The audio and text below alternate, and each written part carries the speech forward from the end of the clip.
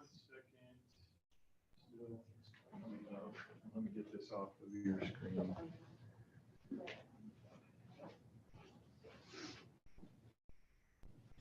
Okay. You are live. Okay, thank you.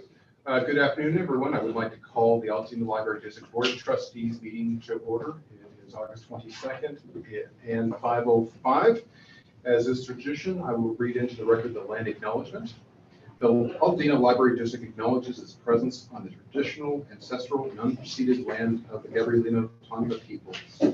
Altoona is located on the stolen homelands of the Hahamanga tribal band.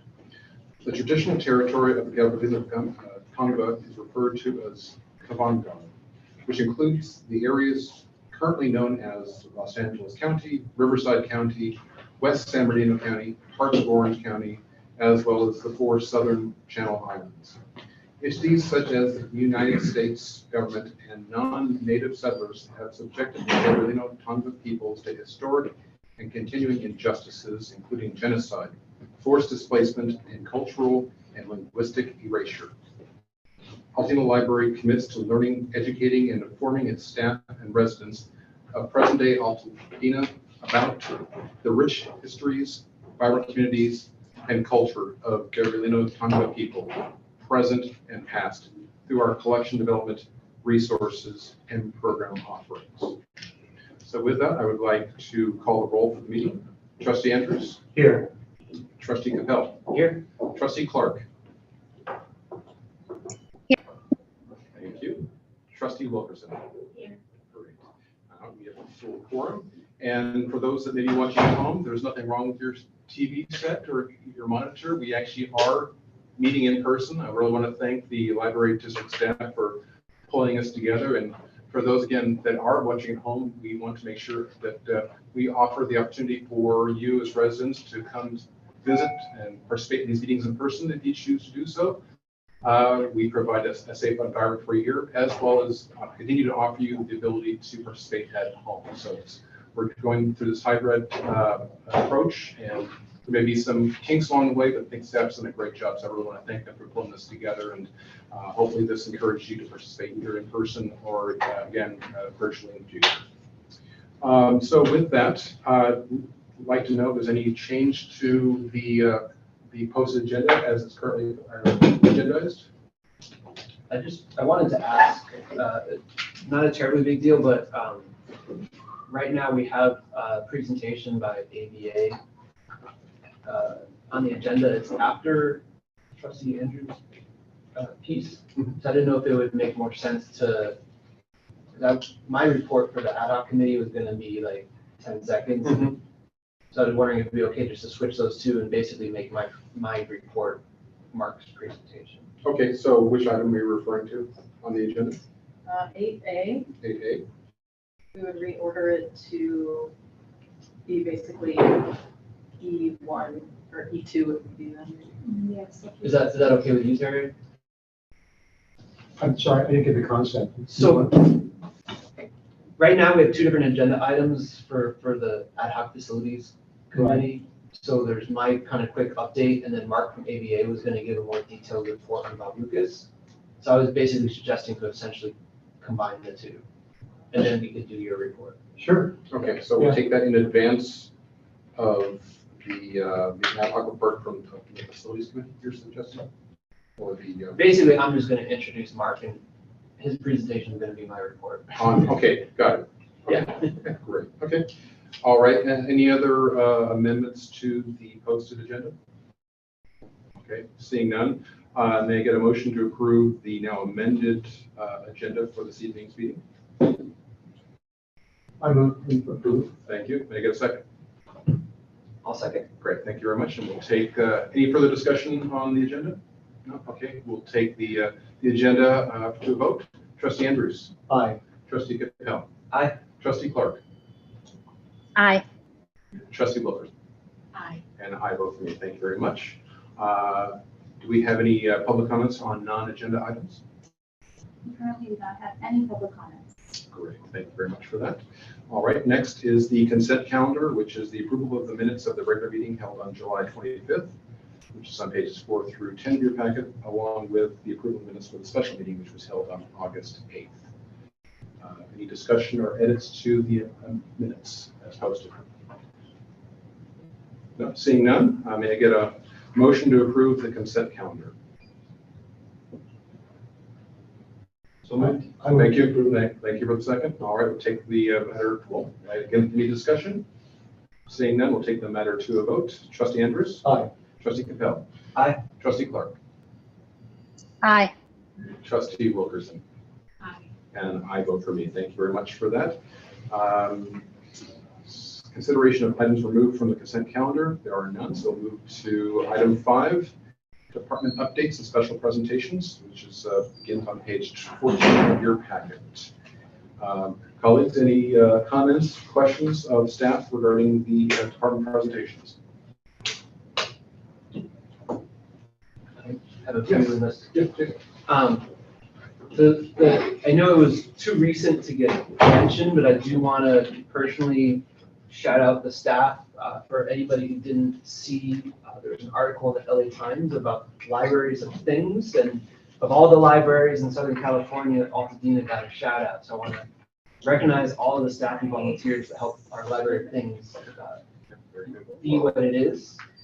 And then, you know, so much, as usual, amazing stuff happening this summer. You know, working with some community groups, the Hahamunga watershed event and edible foods. And, you know, anytime that you do something and you actually get a handwritten note of appreciation these days, like that clearly shows the impact of the work that folks are doing. So that's amazing. And I think, you know, seeing our mobile library be expanded into a mobile fab lab and just, you know, everything that investment and work that went into the grant money for that continues to produce is amazing. And then I guess the last two things is you know, continuing to see the growth in the number of volunteers and team volunteers. I think that also speaks volumes to you know, the great work that our staff are doing, because people wouldn't do that if they weren't excited about what's happening in the libraries. And then I was really excited to see this because when 4 years ago, I went to my first ALA convention, and there was all this talk about new technology allowing patrons to come into libraries after hours. And I was like, oh man, like that's great. We don't have the funding to do it. And so to see like that we're getting this grant funding to look at doing that here is also like, just kudos to staff about really just getting after every possible resource. So, yeah, thank you everybody. Great comments. Colleagues? No? Okay. Yeah, just, I thought an interesting part of the report was an old school throwback, a handwritten letter from Rosa Fromer that was really terrific, and it was really nice for Ashley to put that in the report to illustrate the range of communications we could hear from folks and the range of things that they like too. So that was pretty cool. Any other comments? Well, as always, very comprehensive. Thank you very much. I know you guys are always busy and reflects it in the report. All right, so now next on the agenda, we will go to the support groups. I'll take the Library Foundation. Bridget. Are you there? We're coming to you, Bridget.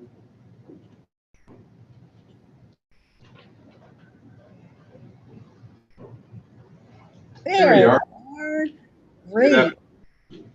Thanks. This is still a little weird. It is for us. I've gotten so used to seeing your faces, and I can't see a single face. I only see 4 bodies back there. So it's nice to see you, Katie. I see your face. Hey, Bridget. Actually, we don't really have a lot to report, so I'm not going to take up a lot of time. It's all Taste of Dina all the time right now. And we are hoping that each of you will be able to attend that event. It's really a very important event and a good way for you to mix with the community. We did submit, I mean, like just above the wire, a grant to Pasadena Community Foundation to help fund the Fab Lab. We won't know about that. I think it's mid-October. We should know whether we got it or not. We are supporting the Altadena Music Theater's production of Hair. One of the reasons we decided to do it is it's also a way to thank our staff and our community. We're going to have a drawing. We'll have one separate for all the staff and then one for the community so that we can give some free tickets for this performance. Additionally, we have had our first meet and greet and interview with Natalie Orta, who's considering becoming director of the foundation board. So that's really where we are right now. Well, for not much of a report, you've got a lot going on. Okay, any questions or comments of our colleague here? I have a comment and a question for you, Bridget. Just so you know, I can't hear you.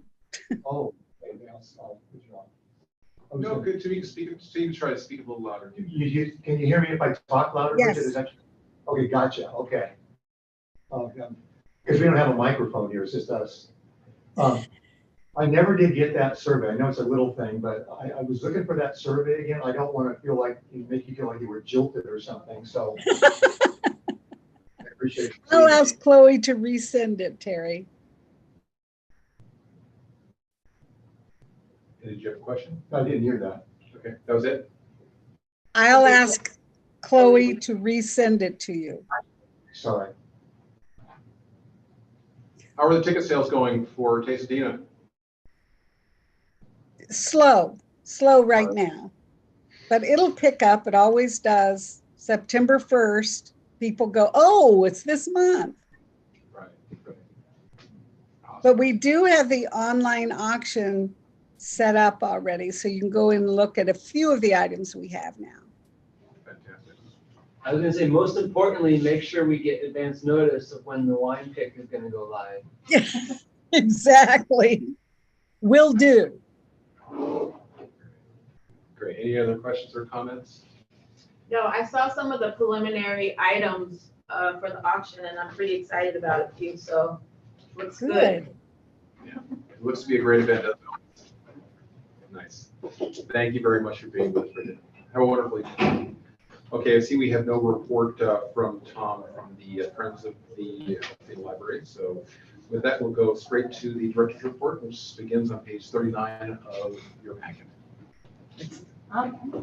Good evening, trustees, staff, and people watching online. So to start out my report, I am thrilled to introduce our new temporary CPA, Yvonne Green. As my report showed, listed, she has a ton of experience in finance and accounting. She's been a self-employed CPA, I think, for 30 plus years. She actually worked for us as a consultant between October and March of 2021 and 2022 and did a really good job for us. So I'm very excited to have her back, and we're really lucky to have her. She's currently working 1 day a week, and then if we have additional needs, she'll come in as it works with her schedule. But she did do payroll with me last time. We'll do it again tomorrow. So I'm pretty confident after tomorrow she'll be able to take care of that, and I'll just have an oversight role to play with that. So again, really excited to have her start. She started, I think, 2 days after the last board meeting, so very good. I did want to point out that because we were hoping last month that Passport Services would start taking passport photos again, they did. Those started up again last Tuesday, August 16th. Just like in the past, the cost is $15 each. And from what Tony and Natalie have told me, a lot of people choose to get the photos done during their appointments, so I'm sure that will definitely be reflected in the budget now that they're taking them again. Just a reminder, any passport-related services, the community does need to make an appointment that includes passport photos. And if you know you need a passport, I would call as soon as possible because they're typically booked 4 or 5 weeks out most of the time. And there's still a delay in getting passports. So don't think you're going to go to Mexico this weekend. You don't have a passport yet. So I wanted to thank the Board of Trustees for attending a special meeting with us on August the 8th so that we could approve the rates for the special tax. I did include that in my report this time in case people weren't aware that we had that meeting. So the chart of rates is in my report, but just as a reminder, the special tax lien will show up for single family residential property at 0.049 cents per square foot, $56.87 for apartments, $168.23 for commercial property less than 10,000 square feet, and $227.47 for commercial property greater than 10,000 square feet. We did set the rates using last year's LA County numbers of square footage. This due to the fact that the numbers weren't released until August the 8th. So the board, I believe, is planning to use the previous year's numbers moving forward so that we can bring those to the board and the community to review during the budget preparation process.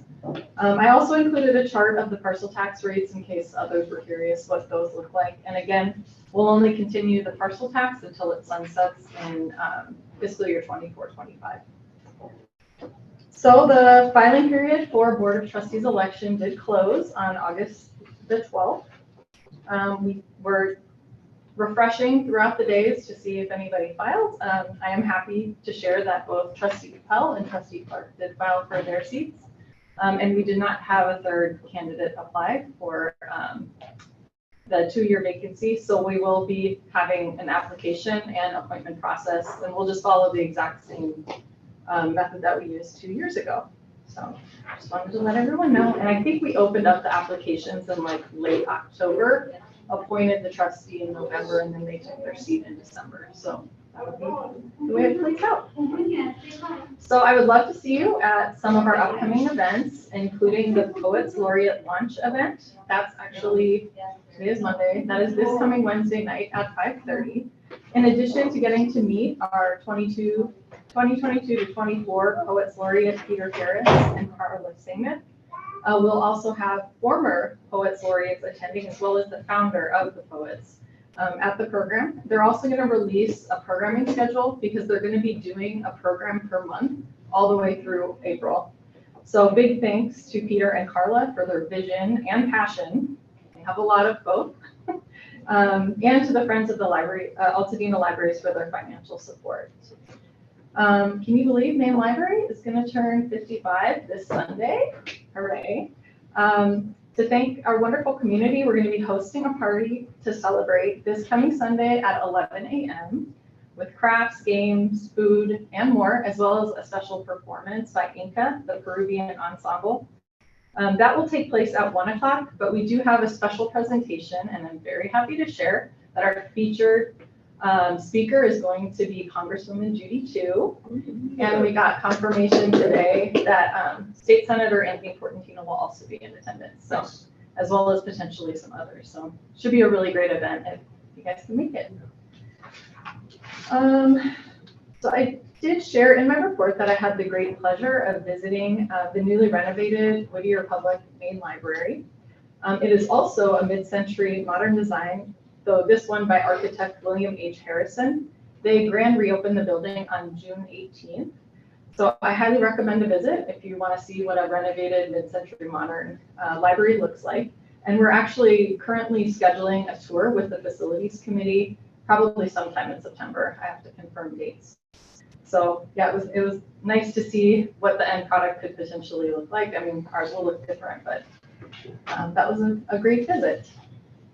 So kicking off a new statistics year, you may notice that our number of reference sessions went up substantially in July. That's thanks to our Assistant Director, Ashley Watts, for devising a new plan for capturing statistics more accurately. I was also pleased to see our visitor count go up so much. That really is a testament to the summer reading program and all the people that flocked to the library in July. The only other thing that wasn't in my report that I thought I'd mention is, starting tomorrow, I'm gonna be going out and scouting locations for the library materials vending machines that we're hoping to install. Just as a reminder, we're gonna be paying for those with the money that the state gave us, that Assemblymember Holden was able to secure. Depending on if the cost of those have gone up or not, I really want to get 3 of them. But we'll see how it goes. We're definitely gonna get 2. But if you have any ideas or suggestions for places you think it might be good to put them, let me know, but I'm gonna be out looking. And I think that's it for my report. I'm happy to answer any questions you may have. Colleagues, any questions, comments? Our director. Well, Nikki, is the tour that you want to do with the facilities committee in September 1 that we could attend as well then? Or is that the one that you're doing in the Whittier branch? As long as business wouldn't be discussed. Well, like, It gets tricky. It gets tricky with the Brown Act to have you all there. Oh, okay, Yeah. gotcha. That's nice. I would probably caution us to say no. Okay. Not just 2. Gotcha. But we could make our own appointment just by calling that person up and. Well, we're gonna tour with the director, but I could see if I could arrange a separate, like, Well, having. don't worry about it. You Yeah. recommended walking in and, which is what I'd like to do. It sounds like an interesting building. Yeah, it's very cool. That was my same question. I would like to go, so we should just go on our own.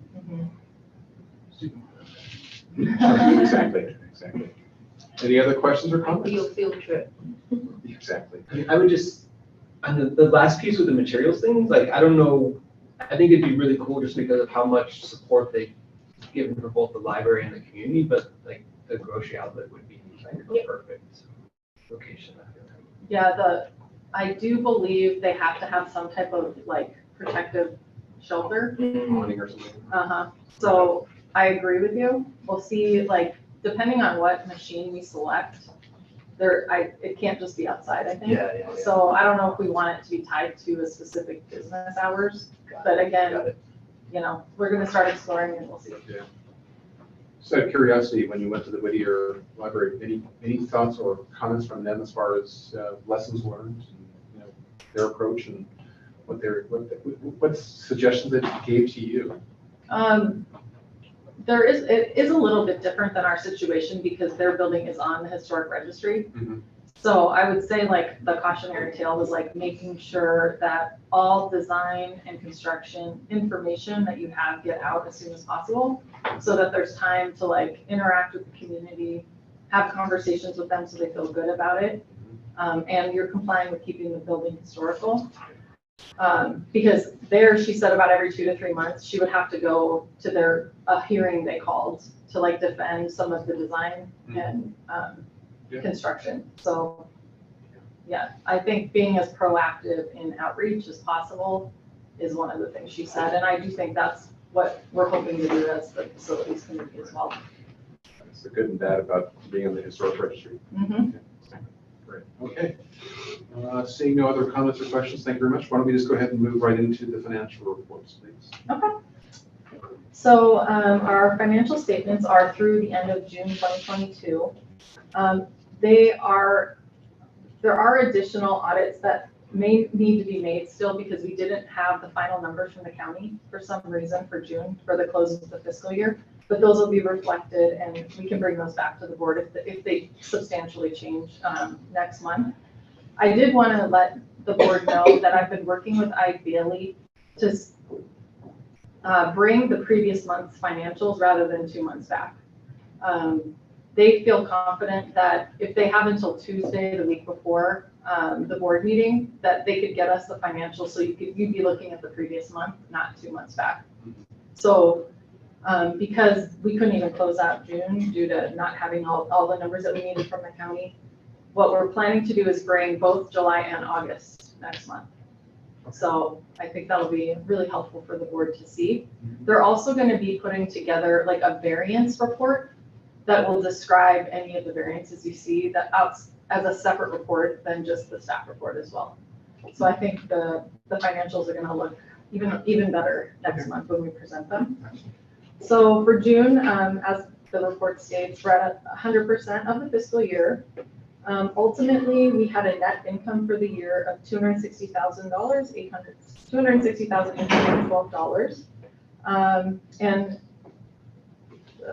cash and investments with the county are at $28,238,111.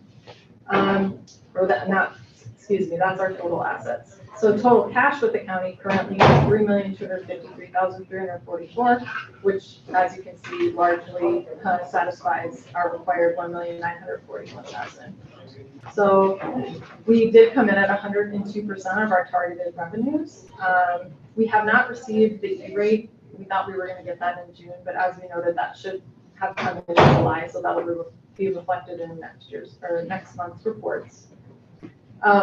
One of the numbers that really stood out to me when we were writing the report is that total wages were $70,000 higher than last month, but that was because there was a third pay period that fell into that month. So that's what made that such a big difference. We also expended $2,444 to send 3 staff members to the California Library Association, as well as $8,147 for coaching and planning for management and staff. So again, total expenses for fiscal year 21-22 came in at 97% of the adopted budget. So I think that speaks well to the budgeting that we did. So thanks to the budget committee for that. I think that's like the major highlights, other than I should point out that funding from the foundation of $30,000 for last fiscal year was fully expended. The money that was given to us by the Friends of the Library was 90% expended. I think that was largely due to, we're still figuring out the best way to like class expenditures that came in. Last year, as you remember, we created these separate funds so we could see what was coming in and how it was going out, but we didn't do a good job of putting them in the lines where they're actually being spent. So that kind of made the accounting a little messy. So this year, Ashley and I are going to sit down and make sure that like where it's being spent is where it shows up in the donation and grant lines, if that makes sense. We just put $15,000 towards summer reading, which is what the Friends gave us, but that's not everything that the Friends money was spent on. So it's going to look a lot cleaner this year. That's what I would say. Happy to answer any questions you might have. Colleagues, questions? No. All right. Thank you very much for that report. Thorough as always. All right. Next, we have no standing committee reports this meeting, so we'll go right to now. Item E, Board of Trustees ad hoc committee reports. Facilities committee, but we actually brought forward the review, 8A, review of Bob Lucas Memorial Library Design Development. So, Yeah, is Mark on and ready to go? Okay. So just real quick, we've been focused on really moving forward with the design work for Bob Lucas, which is now 100% complete. The ad hoc committee had initially planned on having the board have a final vote of approval for the design tonight. But we did have some meetings last week, and we wanted to do a check-in with our community focus group before moving forward with that. And just based on the feedback we've got, and just kind of the lucky timing, some of our town council folks are planning on holding some in-district meetings for their census tracts. And so we figured it made all the sense in the world to take an extra month, and use that as an opportunity to get as much feedback as possible from the community immediately around Bob Lucas. So that's kind of the plan. So we felt pretty strongly it was worth taking that time and pushing the vote forward a month. But we wanted to invite Mark from ABA because the documents in here are, especially because the full board hasn't seen them in a long time and there's a lot going on there. We wanted to give Mark the opportunity tonight to kind of give a short presentation to the full board and see if folks have any questions and about all these documents and what they all mean. So with that, I will hand it over to Mark. Thank you. Can you all hear me? We sure can. All right. If the host could allow me to share my screen, I can put up drawings. We can walk through them.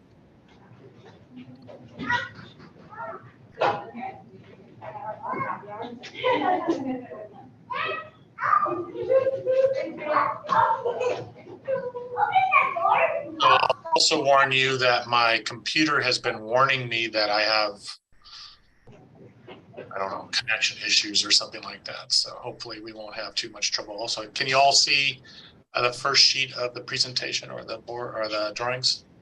Yes. Perfect. So what I was asked to present is really what is a design development set that you could maybe dive a little deeper and form some questions, as well as the design itself, and maybe some specifics if you do have questions. So I'm going to kind of talk fast and race through some of this stuff. Please feel free to interrupt me if you need clearer definitions or you have specific questions about some of the things you see. What the design development set is you may have heard or remembered when we had this schematic design. The schematic design is what the building looks like. It's real, kind of like if you look at the image on this board, it's very touchy-feely. It's, oh, there's going to be a solid wall. There's going to be this interesting glass. The roofs are tilted and doing what they're doing. What design development does is a deeper dive into what we call the small D design to figure out how we're going to build this. And probably more important, how much is this going to cost? So we are at what we call 100% DD. So we have a very clear understanding of what the building looks like, how it functions, what the structural system is and how it's going to behave, what the mechanical system is and how it's going to behave, the electrical system, as well as plumbing. Plumbing is very straightforward. It should behave only in one way. If it's behaving in other ways, you're in trouble. Likewise, the site plan has been resolved, as well as a lot of the issues around landscape were more defined. So with that, I will dive in for kind of a quick walkthrough. I don't want to spend too much time. If you look at the sheet index, you can see there's about 85 sheets. I will tell you, but by the time we're done with this project, there's going to be at least 50% more, if not 100% more sheets. Building today is very, very much more complicated than it was when I started in this profession. Just a quick look at some of the other pieces. This is just a straight site plan to tell planning what's going on. One of the other things we look at critically is what we call a code analysis, making sure that what we submit to the county for both building and planning is very easy for them to understand, and make sure that we're following all the codes for exiting, fire codes, how we're building the building, or more importantly, what we're building the building out of. Those are kind of the things that the county will look at. So our code analysis is complete. Likewise, we did an analysis for how many parking spaces we would need. We did this intentionally to make sure we get ahead of any arguments that the planning department might have with what our capacity is. We get into ADA, the American with Disabilities Act. We want to make sure that everything we do in this building has to be what we call accessible. There isn't any exception to it. It's pretty much new construction, needs to be universal and have access. So we start getting into and studying how everything fits in that. I mentioned something about civil. This is a civil that we go into the civil drawings. They look into what we're taking out and what that means, probably more importantly, to LID, which is best practices for water. I never can remember what LID means or what the acronym, but it's basically Water Quality Act. Low impact development. Thank you. Jennifer always is there to remind me of that. Thank you, Jennifer. And what that is, the county and the state has instituted rules around what we do with our stormwater. It used to be that they didn't care as long as you got it off the site and onto the street. And as you know, especially like where you guys are, when it rains and rains hard, suddenly your streets become rivers. And this is their way of kind of keeping that from happening. Likewise, what's in the water has become very important. A lot of people don't realize this, but over the course of months, which is not uncommon for us not to have rain in Southern California, or years in this lately case, all the dirt and pollution falls on all our horizontal surfaces.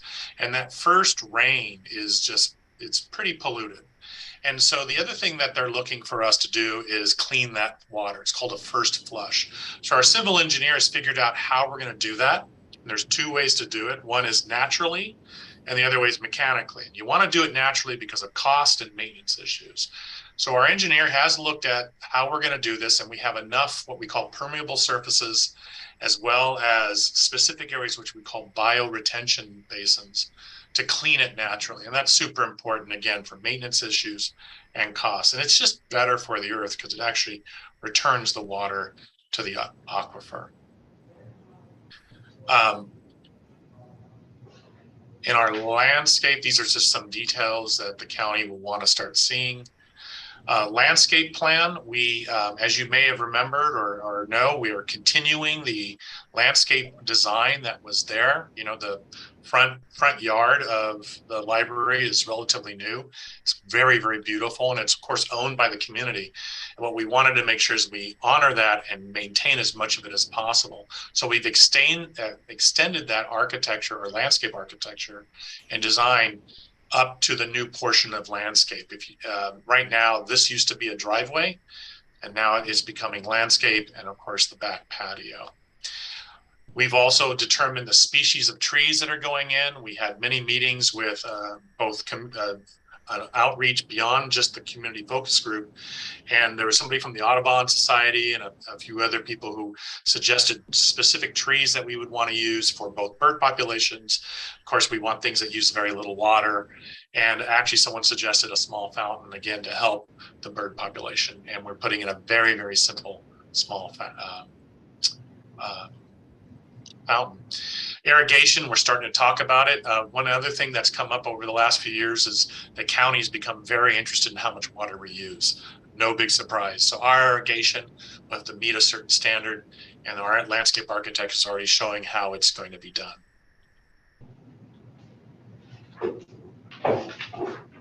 We're about ready to move into the building itself. Is there any questions about the site that you might have before we move away from that? Colleagues, any questions at this point? No, thank you, Mark. Okay. So one of the other things that we're doing is we're prepared, that DD set is like the first pass. It's almost like the first 10, 15% of your construction documents. So if you're ever interested in what all the things we talk about, they're here. If you want to know what an FTG is, it's a footing. If you want to know what an N is, it's a north. So we're giving away some secrets here. You're welcome to use them. We're also starting to set up the drawings so that the contractor finds other drawings. So this is just really run-of-the-mill stuff, but it's kind of fascinating when you start learning about the process and systems we use in order to guide the contractors and their bidders through the process. These have some notes from one of our community meetings about showing some parking and stuff, but this is your site plan. It's an architectural site plan, shows the parking lot, you know, no big surprises, what the two additions are and what their square footages are. A demolition plan, we tell the contractor very specifically what we want to demo. We also have to be careful because we want to make sure that they don't take out things that we want to maintain, and everything that we take out can't support anything we want to keep, so we have to be very careful about that. And just a real quick halfback, you'll see we're pretty much gutting the insides of this, those tiny little toilet rooms. The one thing we are keeping is the what is a mechanical room, because we're going to be reusing it as a mechanical room. This is your new floor plan. It's you'll see this repeated many times in the plan, and what you can tell here is the post-shade or shaded walls are what are existing, and the ones that are not are new. So you can really start getting a feel for what we're doing in the addition, as well as the feel for the spaces and how much space we've added and how much more room there is in for staff. Staff actually have a workroom that they can do work in, as well as a little place to prepare lunch. The two toilet rooms are now ADA accessible. They share a sink out here with a baby changing station, and of course a drinking fountain, which is not only required, but a good idea. The area to the left here, which is the north, is kind of the literacy center. So you can see we've got different size rooms that can be used for different things when they're not being used for specific items. So really it's an allowing for the adult sections to kind of grow. Children are being segregated from adults. That probably came off the wrong way. They're being separated for all the right reasons, not segregated because children should be seen and not heard. Nothing like that at all. But this gives them their own place. One thing about children and children's spaces, it's really important for them to have kind of an ownership. And it's also in a place where people can keep an eye on them so that if it's someone sitting at the desk, they have a really good view of that. Let's see, what's next? This is a dimensioning plan. This is, we used to put everything on one plan, then we learned there's too much information now, so we're starting to separate things out. That's one of the nice things about CAD and Revit is that they allow us to do this very inexpensively, and when there's changes, they happen very quickly. Roof plan, if you're into roofs, this is the plan for you. You can see the 2 new roofs and a cricket. What this doesn't show now is that these roofs, especially the 2 new ones, will be sized to support future solar, and there will be the infrastructure to wire that solar. The other thing I might add is we're adding gutters so that all the rainwater that hits the roof will be collected in individual places. Some of it will be stored in barrels. Other stuff will go into a dry well so that it's returned specifically to both treated and then sent to the aquifer or allowed to leach. This is a ceiling plan, and interesting thing about ceiling plans is they're not like you're looking up, they're actually like you're looking down on a mirror. So you can see when you walk in, we're going to have kind of a wood ceiling. This will come into play when we start talking about the main library, because what we wanted to do is have both of these buildings speak to each other in an architectural language and style, so that when you walk into either space, you realize you're part or you're in one of the Altadena libraries. But we're maintaining the open ceiling in the adults reading area. We're creating an open ceiling in the children's reading area. And same with the literacy center is also going to have a kind of a cathedral or open ceiling. This is to get as much space and volume and light into this buildings as possible. As you expect, the ceilings in the toilet rooms and the staff work rooms are normal height and probably the least expensive type. Finishes we don't need to get into. We will tell you that we have placeholders for finishes for costing. Now that we know what we can afford, we'll be able to actually go into specific selections. So these are the exterior elevations of the building. This is the front east elevation, or we might call the front door. And you can kind of see right here, that's the original Bob Lucas, and it's surrounded by these, or bookended, excuse the pun, by the 2 additions. And this was very intentional that they're taller and higher. One of the things that was talked about with the existing library is it's very subtle. It's very residential scale. And there was this idea of creating lantern and views in as you drive by so that people really get an idea of what's going on. And elevations are flattened, so they're a little hard to understand. If you'd like, we can provide kind of views of them otherwise. There's some interesting windows. This is about the trees. There's the whole comment around children growing in trees. And so this corner here is actually story time. So it'll be this multicolored window. It's pretty cool. And you can see this is the existing concrete wall. We're not going to be touching it at all, just painting it. There are some structural upgrades that we're doing for the building as a total. They're actually pretty minimal. The building that as it is pretty strong. These are sections. These are if you were to cut slices through the building. They're kind of interesting because you can start to see, the shapes and space of what's going on. And then wall sections, which are very rudimentary.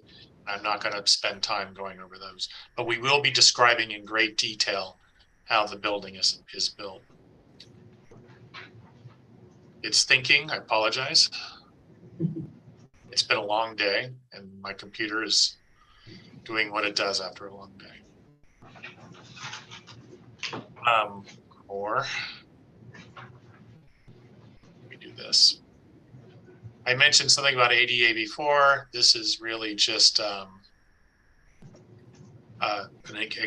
enlargement of that so we can get into the nitty gritty of exactly what do the tile layout look like. This is very close up because that circle there is very important to maintain distance wise. That's a turning radius for a restroom.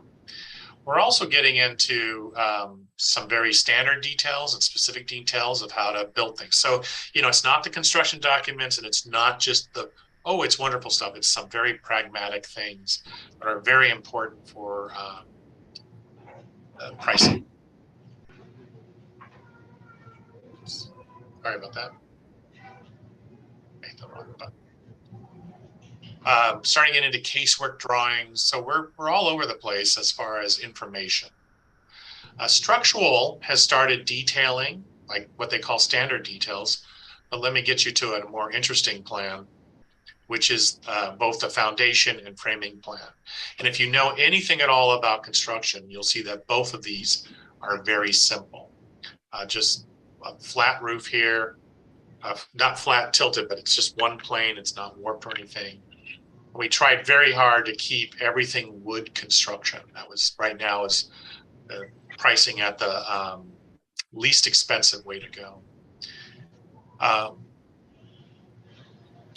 For the plumbing, that's the demo plan. Hang on a second here. Well, actually, this is mechanical.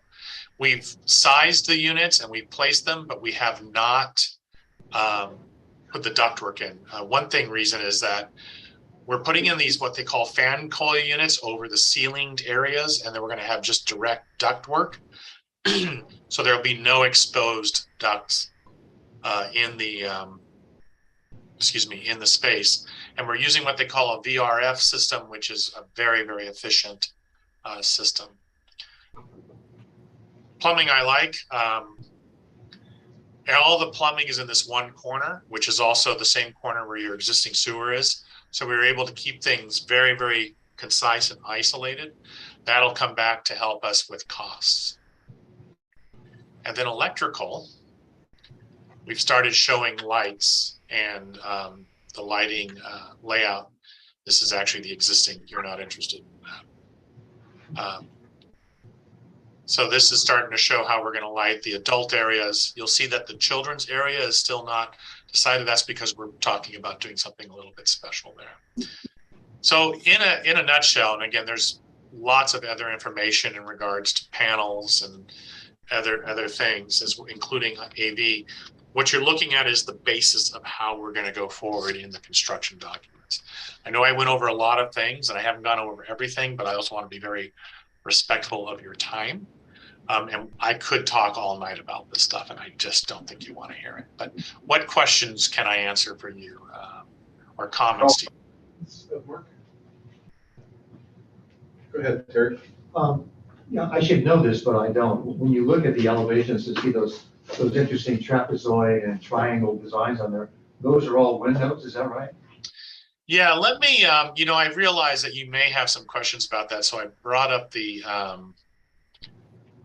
have the, what we call the SketchUp model. This is just a pretty model. It's not an intelligent model, which gives you a better idea because it has color of what are windows and what is solid.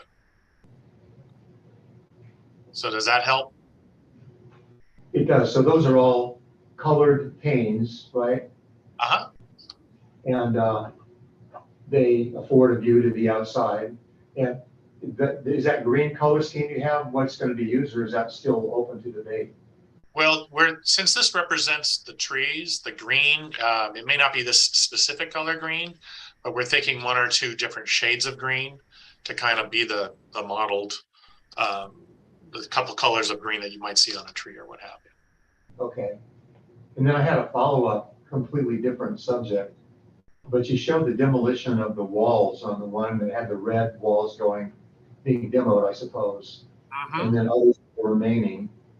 And I just wondered, I've heard often that a lot of times you can get a change in your permit a little bit by leaving some existing walls in a building.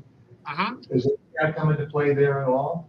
So not on this project in that we're leaving all the exterior walls. So it's definitely addition and remodel. And they're not going to count this as new construction. And I'll just let you know, over the past decade or so, all municipalities have caught on. And, excuse me, very few allow the one wall rule. But they do have like a threshold of a percentage of removal. We are well under any percentage that would push this into new construction. Okay, thank you. Colleagues, anything else? No? You have to have at least one stupid question. I'm sorry, Terry. Just Katie, go ahead. Oh, thanks so much. I was just going to ask Mark. Mark, could you explain to the trustees sort of the conversations we've had around aesthetics and design approach, kind of what the consensus has been from the various groups?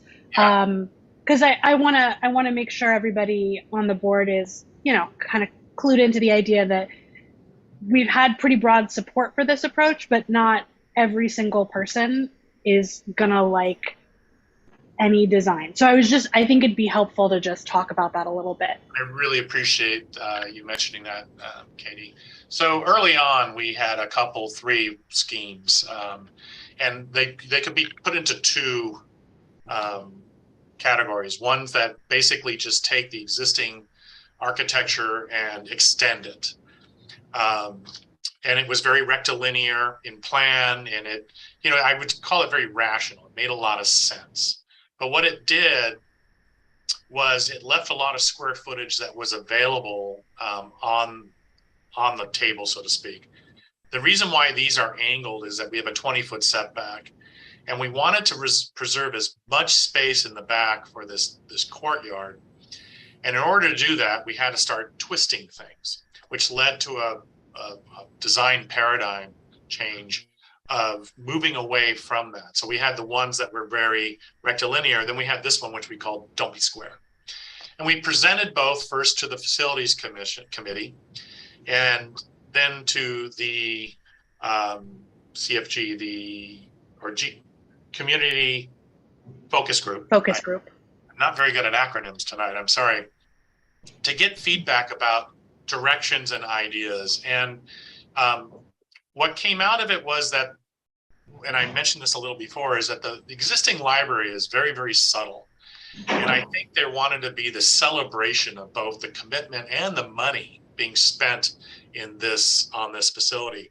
And you might not know this or remember this, but the original budget for this was about $1 million to refresh it, to kind of fix things in it. And the decision was made that this project or this building really needs to be augmented in order to really facilitate and serve the community, facilitate its needs. And so there was this idea that if we're going to do this, let's use it as a billboard. Let's use it as a way to excite the community and remind them they've got a branch library here, that it's not just this little thing. So in some of the community focus groups and also the town halls, there was comments in regards to, well, this doesn't look like Bob Lucas. This doesn't look like, you know, anything. It's trendy and such. But what came out of all those conversations was, no, this is the right direction because of the opposite. The other things is it doesn't look like Bob Lucas and such. We also have checked with our historic resource, HRG, Historic Resources Group, who is our consultant to help us make sure that we're not, lack of a better word, defiling an important piece of architecture or a historic resource. And the consensus there was, and I think this is also from CEQA consultant, that no, we will not be doing that by doing this. So we're very confident that we're on the right path with this. The county doesn't have any issue with it outside of any CEQA, California Environmental Quality Act issues, which again will be resolved with that. Katie, did I cover that for you, or do you want to add to that? I think that's great, Mark. I think that, you know, for my colleagues on the board, part of the reason that, and Jason, you may want to speak to this as well, part of the reason that we wanted to push this final approval back one more month was to kind of show people exactly what we're looking at right now. And so there's a plan to get some big boards printed up with these designs, have them at the main library, have them at Bob Lucas, take them on the road. I mean, Nikki's got an extensive plan to bring them, packing along with the mobile library unit everywhere it goes. So we want to get this out in front of people. Again, we want folks to fill out a survey, that we've circulated before, like, hey, have you seen these plans? Do you think they're basically headed in the right direction? Do you feel good about this? At the same time, I think it's important for the board to realize that there is no design on this planet that will meet with 100% approval. And there will be people who dislike this. And that's totally okay. Of course, that's fine. But, at a certain point, we have to make a decision and move forward. So if I could I just wanted to bring that up. Yeah. Let me also assuage any fears that anybody might have that this is the thinking that we would have for the main library. It's a very, very different project. It's a very, very different set of circumstances. And this is a very specific design for Bob Lucas branch library. So, when we are so excited about getting started on that, and we've got some things that we need to do before we do actually start. But, if people are going to think, oh, well, it's just this architect and these people bringing their architect, that's not this at all. This is home. So. Well, and I think it's also important to mention that a lot of the design elements in here that are different are addressing specific problems that we heard from the community in the first place, right? It's too small, it's too dark, it feels really claustrophobic in there. So we're opening it up, we're bringing in light. Like at a certain point, there are only so many ways to place it. Exactly. Thank you, Katie. I decided I need you at all my presentations, by the way. Any other questions or comments? Well, you actually answered my question. Was really kind of what were the underlying some of the issues that the community had. It sounds like you've been addressing most of them along the way, and you're never going to have a perfect design that's going to meet everyone's standards. So, thank you. Do you have a comment? Yeah, I just wanted to add, and this is my kind of personal perspective. Like Mark said, not every idea can be incorporated. And so I'm not speaking on behalf of everybody, but I do think this reflects how some folks feel. The historical importance of this library is its namesake. It's Bob Lucas, what he did to fight to get this library reopened, what it means for the Literacy Center, and both his statue in the community and the history of the community, and what he did for the community. And I think what is absolutely most important is having a building that honors and respects that showcases that, and again makes people realize what is there, what that history is. I've only lived in Altadena 8 years, and the change has been tremendous. And it's history that we can't lose, and we need to add some permanence to it and some recognition to it. And so for me personally, I think this accomplishes that. It brings a whole lot more recognition to the building's namesake, which I believe is the most important part of this project. Okay. Well, Mark, thank you for the presentation, and Jason, Katie, thank you again for your leadership on this as well. So, we anticipate this time next month, our next board meeting, we'll have something. Yeah. Certainly. Great. Okay. Thank you very much. Appreciate that. Okay. Thank you very much. Thank you. Have a great evening. Thanks, Mark. Thanks, Mark. All right. So we will now go to the liaison report, the government liaison report starts on page 56 of your packet. Sure. Okay. The liaison report last time had a couple of items on it, and one was sort of open by the time they were done, so I promised to get back to you on that.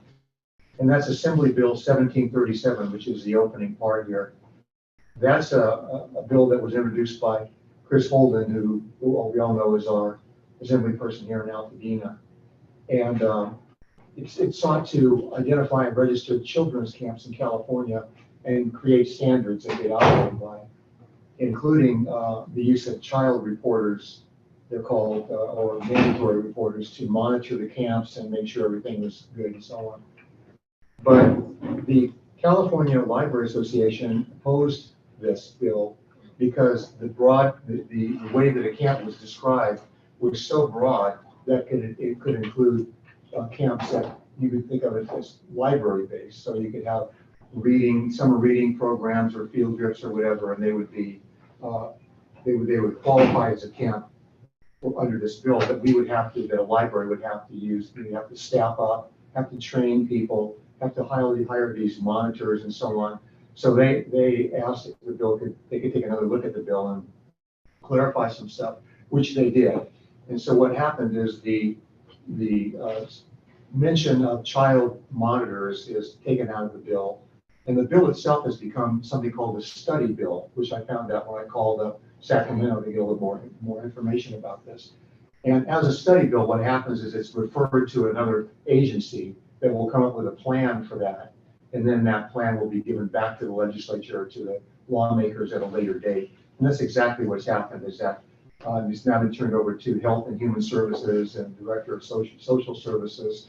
And in January of 2024, they'll be back to the legislature or whatever to sort of reintroduce their ideas. I thought that was an interesting workup on this one.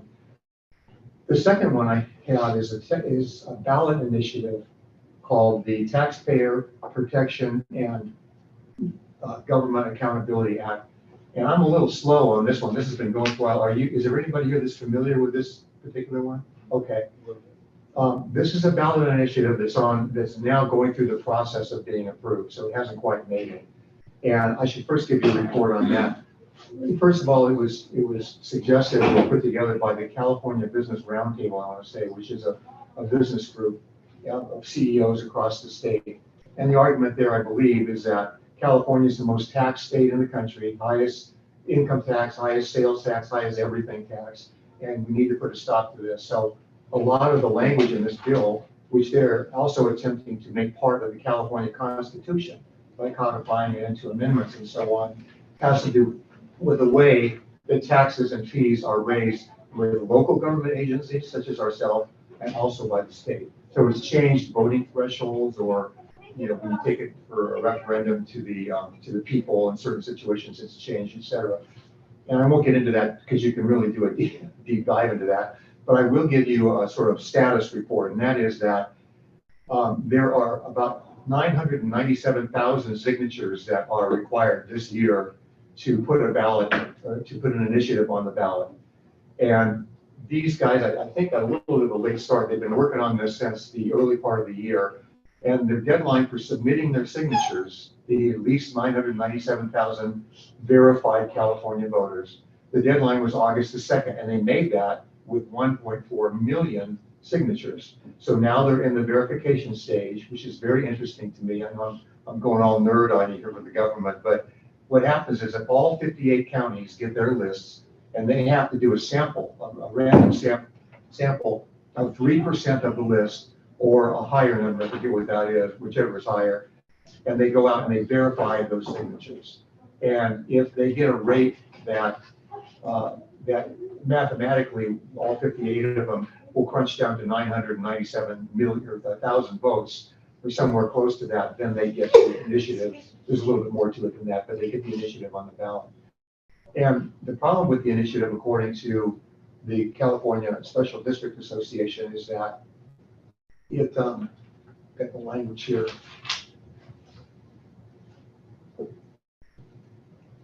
If enacted, it would public agencies would face a drastic rise in litigation that could severely restrict their ability to meet essential services and infrastructure needs. And what that statement means is that there's enough loopholes and enough challenge opportunities in this bill, if it gets through this initiative, that there could be people suing special districts all day long for fees that they didn't do properly, or taxes such as ourselves that we didn't do according to some guideline that's been set out.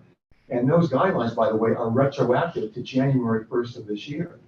So, I mean, we just passed our, tax initiative, our ability to raise taxes a meeting or so ago. That would fall under the new guidelines for this. So it's a little bit of a scary thing to me reading it at the level I'm at right now. And it reminds me a little bit of the one that Camila's been working on regarding districting, right? Where there could be all these lawsuits brought to agencies that weren't districted properly, and they had to fight all these things off. Same thing, different version of that though.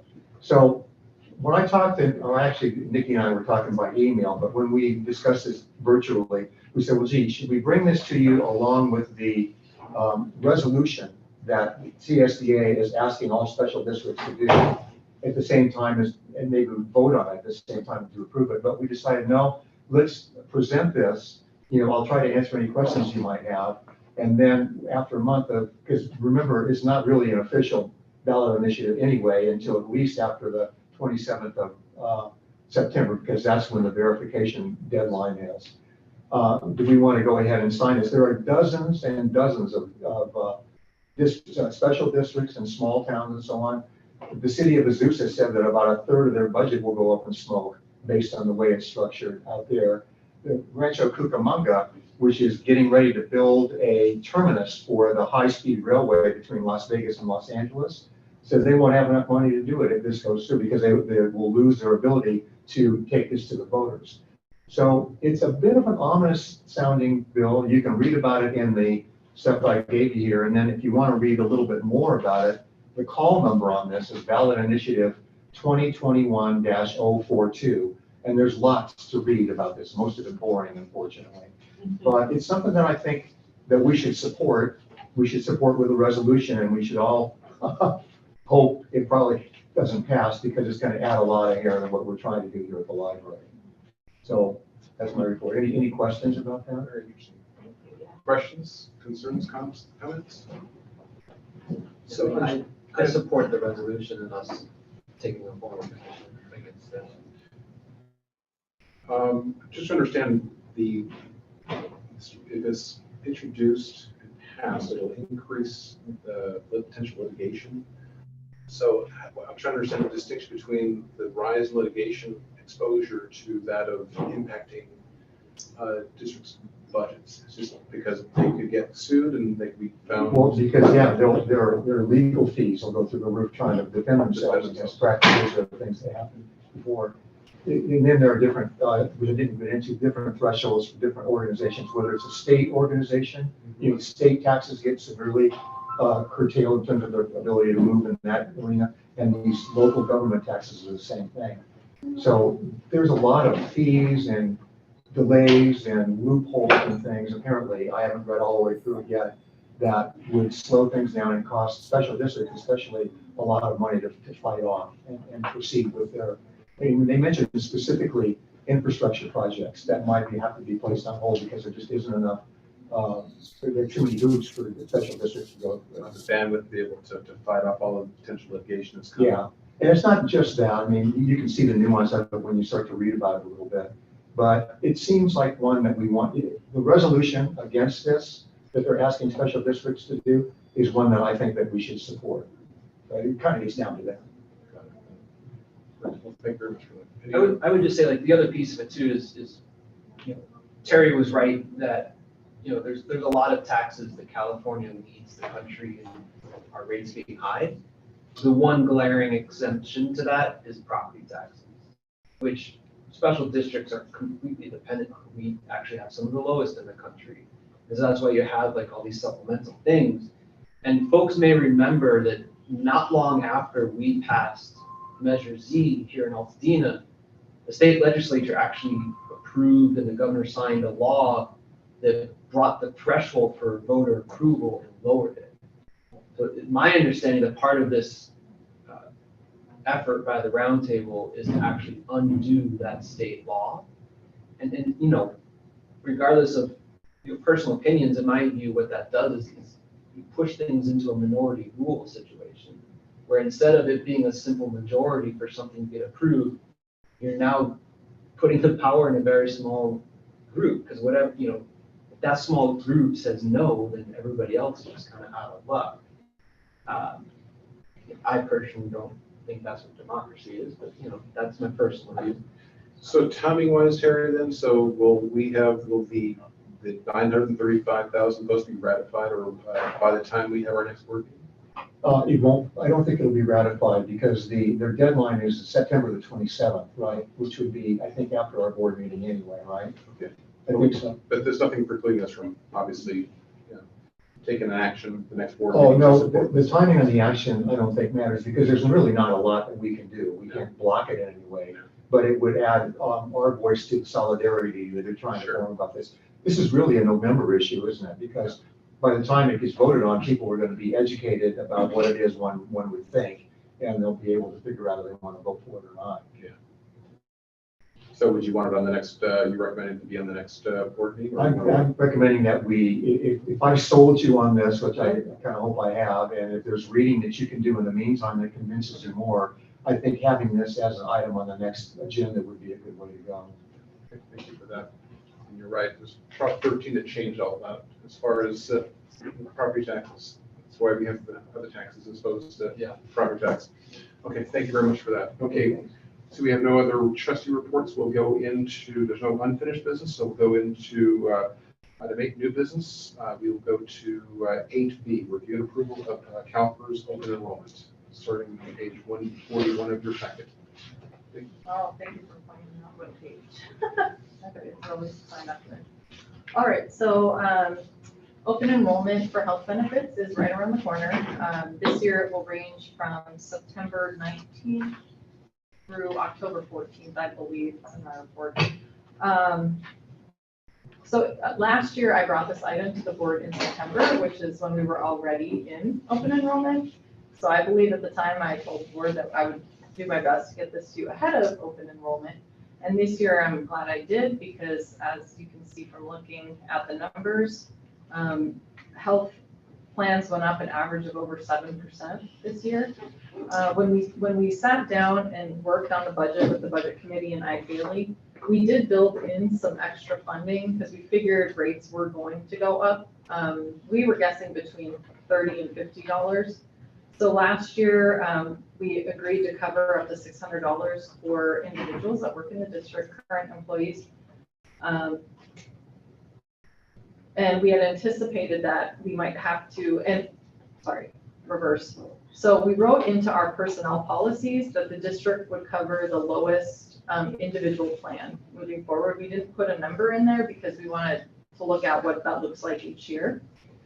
Unfortunately, what that meant this year is it went from $575, which was the lowest plan, up to $680, I think in 37 cents. So the recommendation tonight is to approve the rates, and on page 3 of that report, whatever page that is, it does spell out what the rates will look like. I had her build in a column this year that included what the premium itself is, and then what the cost would be to the employee both biweekly as well as monthly. So based on the way that we wrote the personnel policy, that would also increase the amount that will cover for staff to be $680.37 each, with a fiscal impact. Oh gosh. Can you scroll down? The impact would be $10,126.62 for the remainder of this fiscal year, because these rates wouldn't go into effect until January 1st. I did look at the numbers, and because we ended up budgeting the same amount last year to this year, but I think that was because at mid-year we were quite underspent, so we adjusted it down. So we did build in an extra like 10,000 based on where we had adjusted it mid-year. So from what I've seen, looking at the numbers, we should be covered to make up that 10,000. And then again, as we meet with the budget committee next year, we'll have to build that in next year as well. So my recommendation to the board is to approve the rates that you have in front of you, with the caveat that we don't have the rates for dental and vision. The way it works, and according to Heath Partners, who is the broker that we work with for Omni Insurance, they won't have those till probably sometime in October. We cover staff. There is an additional cost if they want to have family members as part of the plan as well. So those might go up slightly, but we can't report that out until we have those rates. So this is just for the health, the medical part of it. So the recommendation is to approve these rates as presented to you, as well as an increase of $80.37 per month that would go into effect January 1st to cover that lowest individual plan. Happy to answer any questions. Thank you for that. Colleagues, questions? What is the HealthNet Saludi Max HMO? It's one of the options that staff can select from the offerings from CalPERS. Unfortunately, one that nobody will be able to afford anymore. I thought it was interesting that the one you're recommending had the second highest increase, I guess, year over year, right? I know, it is interesting. Well, what happened last year was there used to be 3 CalPERS PPO options. There was like, they weren't called gold and platinum. They were like something classic and silver or something like that. And they went down to 2 options. So both of those last year were substantial increase. And again, we're seeing that this year as well. And this is the same. This is consistent. This is the same coverage they've had for several years in this package. This particular. Yeah, and I looked into SCRMA, like switching over last year, because we could also have them as our health benefit provider. And I had the management team look at the numbers with me, and they were so similar, it wasn't worth all the work of switching everybody over. And SDRMA would have only allowed us to have 3 options, like 1 PPO, 1 HMO, and 1 of something else. Whereas like CalPERS, as you can see from the list, we do have a lot of choices. Thank you. Any other questions or comments? All right, we have a matter before us. Can I get a motion to approve the CalPERS open enrollment as published in your report? So moved. Thank you. Can I get a second? Second. Thank you, Jerry. I'll take the matter to a vote. Trustee Andrews? Aye. Trustee Capel? Aye. Trustee Clark? Aye. Trustee Wilkerson? Aye. Great. And I vote for me. All right, that matter is approved. Thank you very much. Next on the agenda, review and approval of updated Altena Library District volunteer policy, page 144 of the report. Yeah, Ashley Watts actually worked closely with Catalina to make the changes to the volunteer policy. Unfortunately, she had to step out of the virtual meeting. I think there's an event at one of her kids' schools tonight with school just starting, so I'm gonna turn it over to Catalina. Yeah, so I'll go ahead and speak a little on Ashley's behalf on this policy update. So the main changes to the policy were references to a volunteer coordinator, which is a position that is no longer available. So the position is it's now called the designee. So if in the future we have to have a different staff member oversee our volunteers, the policy allows for us to kind of name different people. There's also, let's see, what's the other update? There was the introductory period that was listed for our adult volunteers. It had not really defined how long or what kind of events, or they needed to go to different events to qualify to go beyond the introductory periods, where we also do a background check. So this specifies they have to do 2 different library events. It needs to be supervised by a district staff member, not another volunteer. So it's just kind of making that clear in the policy. It also names, it also talks about district employees and volunteering, just to clarify if there's any district events, district employees will not be able to volunteer because it would technically be during district time. They have to be paid, so.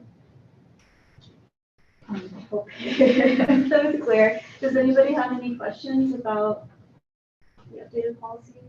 Colleagues, any questions? The one thing, if you could just provide some insight on, I guess I was wondering why we wouldn't do a background check prior to them beginning right? Like I get like the youth specific piece of it, but like, yeah, just an insight into that, because we might, what if you catch something that they've already started? Mhm. I'll speak to that. So when we updated the policy, I think it was in early 2020 and included the 30-day. The reason we chose to do that was because the background check comes in, it's anywhere from like $50 to $100 a person. And a lot of times, at least in my experience, I volunteer coordinated actually in my first job was working in the library. Some people show up and are like, oh, I don't want to do this. So you invested in the background check ahead of them coming, and they come once, maybe twice, and they don't want to keep volunteering. So we wanted to build in a little bit of time for them to assess whether or not they really want to volunteer for the system, and then do the background check. I mean, it is a valid point that we could discover something and then we would sever the ability for them to volunteer. But to Catalina's point, almost all the volunteers here are supervised by staff, so at least there's that. But it just made more sense to us financially not to pay for the background check if they're not gonna keep volunteering. And they will only do the background check if they're gonna work with minors? No, Or everybody. Everyone will. Everybody. Any adult that volunteers has to get a background check. I imagine a lot of events will have to do with minors, but during that 1 month introductory period, they'll be supervised by staff, but they will have the ability to interact with kids. Because I've seen it in some places where they're like, well, this is what you can do for now, and then once you clear this, then we can, we can shuffle in more duties. So I'm just curious about that. Yeah, and then there is actually no longer a 1 month introductory period. It's been changed into specifying 2 different library events. And I believe it's like for at least an hour. Forgive me if that's exactly. At least 2 separate Yeah, volunteer shifts. 2 separate shifts, yeah. Yeah, and then that would be up to, I suppose, the discretion of the staff member who is overseeing. But the reason that we have this is because of the background check. So I don't think they would put any adult volunteers like immediately with like a children's program. We have so many teen volunteers that help out a lot of times with anything that has to do with minors. So those adult volunteers would be working with other adults. Yeah, as of right now, most of them are working or volunteering for the Friends. Almost all the adult volunteers at this point, so they're not really interacting with minors. Yeah, typically any children's program, we do tap into, as you know, Isabel has like an army of teen volunteers. So that's who usually like helps out. I don't think we have a lot of adult volunteers yet, besides Friends, right? Besides Friends, because the program has been kind of, since the transition of me taking over the position for administrative assistant, it's kind of been on hold for a while. So we've only had like a few applications and it's just starting up again. So. Yeah, that's a good point. Definitely. All right, colleagues, any further discussion? Katie has. Katie, yes, I'm sorry.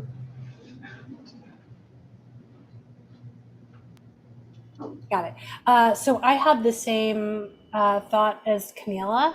I think it's probably worth specifying in the policy, even though that's currently the case, that if you just added in the introductory period section, in that first sentence, all volunteers go through an introductory period before being considered to volunteer at or supervise activities involving minors. And then it would address that issue if you just added a couple of words. And it would be, it sounds like it's not an issue that exists presently, but it might be one that exists in the future. And I think it would be smarter to spell it out in the policy. It's good to make it clear, definitely. Thank you. Okay. But yeah, I think that would be really easy to add that in. And I think it is actually a great idea to specify that just for the future. So Yeah. It sounds like that's the intent and that's kind of the practice, but it's worth just making it explicit in the policy. I also was curious in the paragraph in that section that follows in the introductory, it's kind of contradictory. It says adult volunteers who successfully complete the introductory period are required to pass a background check, And then the following sentence says, once the introductory period is complete, volunteers will be background checked if assigned to work with minors or have the potential to work with minors. I feel like that's confusing. I would just say one or the other, right? Like, in addition, adult volunteers have to pass a background check, period. Strike the next sentence, go right to they will have 1 month. Because I don't think we should not background check adult volunteers. Yeah, well, Yes. we have to do them all, so. Yeah, exactly. So might as well just lose the first sentence of that paragraph. And it kind of resolves that issue. Okay. Good. Those are good. So those are my 2 suggestions. Thank you. All right. All right, any other questions, comments? Great. So as amended, we have before us the new volunteer policy. May I get a motion to approve as amended? So moved. Okay, thank you. Terry? I'll second. Okay, thank you very much. Okay, any further discussion on that policy? No, thank you. All right, take it to a vote. Trustee Andrews? Aye. Trustee Bell? Aye. Trustee Clark? Aye. Trustee Luke? Aye. And that's an aye vote for me. Thank you very much. Right. Now, next is review and approval of updated Delta Library District art display policy. Find that on page 149 of your packet. All right, so I will speak to this. I was approached by the ACT art curation team to update the art display policy, because when it was revised back in 2017, it had a specific staff member's name on it as the person to contact. And we're trying to move away from policies having specific names or emails or anything like that. So that was really the only change to the policy. But when we started digging, we didn't see that those revisions were brought to the board back in 2017. So I thought it would make sense to bring this policy so that the board can officially see it and vote on it, with the recommended change to be the art curation team, not specifically Melissa Aldama. And again, open to any feedback or thoughts you might have on the policy. Can I just say, we have an art curation team. I think that's pretty meaningful. Mhm. I know, some of the art that's gone up in here has been really great. Very nice. Yeah. Yeah, Catalina's on that team, aren't you? I am. I just joined the ACT team, or art curation. Any questions, comments on this policy before us? Terry? Just a real quick, it says that you have to use you can't put tax right into the wall, so that you know what I mean? Mhm. Has that always been the case? Because when I had it, so. Oh, I remember. Terry broke the rules. Smashed nails right and left all over the place. Yeah, I mean, I think the standard practice is that someone from the team oversees the hanging or putting up of the art, so. Okay, I thought maybe I missed something, that's all I was. These are nice. We'll have to make sure that when Mark is redoing the community room for the main library redesign, we'll figure out a way to build in some art installation Yeah. stuff. There you go, there you go. Okay, we have before us the new art display policy. May I get a motion to approve? So moved. Thank you, I got a second. Okay, all right, thank you very much, ladies. Any further discussion on the policy? Seeing none, we'll take this policy to a vote. Trustee Andrews? Aye. Trustee Capell? Aye. Trustee Clark? Aye. Trustee Wilkerson? Aye. And that's an aye vote for me. That matter's approved. Okay, last of our new business is the standard review and approval of the 2022-15 to extend the provision of the resolution to the teleconference, you know this all about. So we have it before us once again, page 151 through 153. As you know, even though we're meeting in person, we're doing a hybrid. So as I understand, we're required to continue to update this on a monthly basis to allow us to do this hybrid. Any questions or comments? Seeing none, may I get a motion to approve this resolution? I move to approve. Thank you, Jerry. May I get a second? I'll second. Thank you very much. We'll take the matter to a vote. Trustee Andrews? Aye. Trustee Capell? Aye. Trustee Clark? Aye. Trustee Wilkerson? Aye. Great, and that's an aye vote for me. That matter is approved. Okay, now next we're going to be going into, well, we have to review and approve the agenda for the upcoming closed session. Any changes to the agenda for the closed session? No? Okay, seeing none. May I get a motion to approve the closed session agenda? So moved. Thank you, Jerry. May I get a second? I'll second. Thank you very much. All right, any further discussion? Okay, seeing none, we'll take that to a vote. Trustee Andrews? Aye. Trustee Capell? Aye. Trustee Clark? Aye. Trustee Wilkerson? Aye. And that's a high vote for me. All right, so with that, we will now go into, oh, sorry, are there any comments for closed session? How are we going to handle this with a hybrid? What we're going to do doing, we're going at the, once we go into closed session, we're going to end this session and we're going to go into Nikki's office for a separate Zoom meeting so that Katie can join us. And we'll reconvene at the conclusion back here. We'll open it up. Okay. Yes, exactly. All right. Can I get a vote for the? I'm sorry, we already did that. So any comments? I'm sorry. For closed No session? comments. No? Okay. All right. Well, with that, we'll go ahead and do closed session. So we're close, and then we'll go next door. Why don't we just take a 5-minute break? Yeah. Sounds good. I'll get the Zoom set up. Where's the microphone?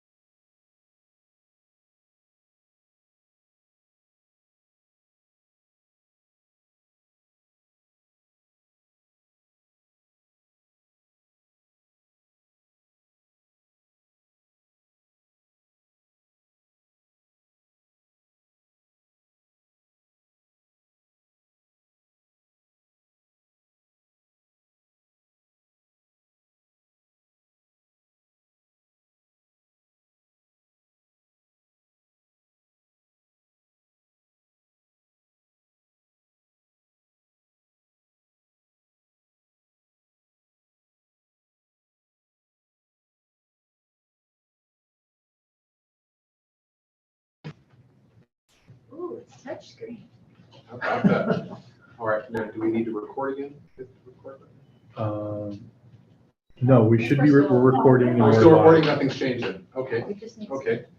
All right, good evening, everyone. I'd like to reconvene the Altoona Library District Board of Trustees meeting back into session. We'll go next on the agenda, which is item 12, the governance section. I have nothing before me, so we'll then proceed to item. Oh, sorry. Point of order. There was no reportable action from the closed session. Okay, yep, good, thank you. It's just, you have to say that for the record. Oh, all right, thank you. Item 13, announcements and planning correspondence, proposed future agenda items. I did have one for a future item, and that was the bring forward the resolution for the against the Taxpayer Protection and Government Accountability Act. Any other items you'd like to have on the agenda? No? Okay, seeing none, can I get a motion to adjourn the meeting? So moved. Thank you. May I get a second? All right, seeing no objection, the meeting is now adjourned at 7:36. Thank you very much.